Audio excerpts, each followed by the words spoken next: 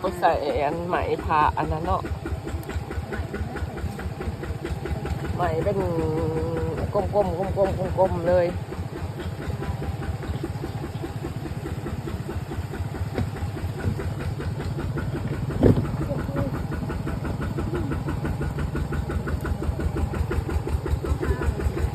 แล้ว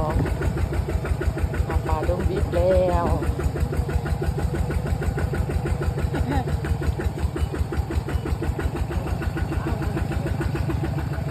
ระวังหัวเด้อพรเอ้ยพร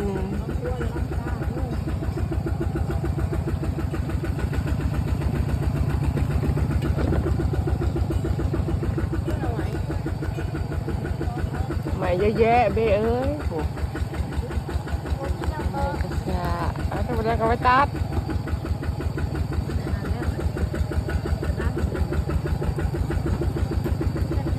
โอ้เป็นสูงโอ้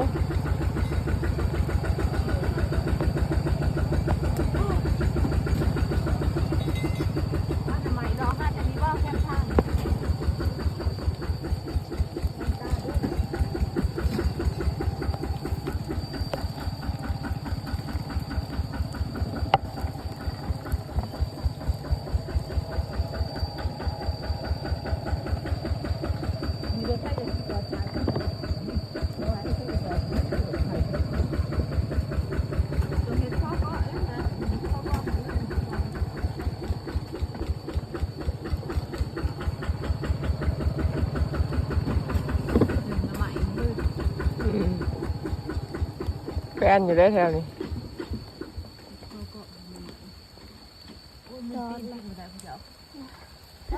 โอ้ยสลบสลายอยากปั้นลุง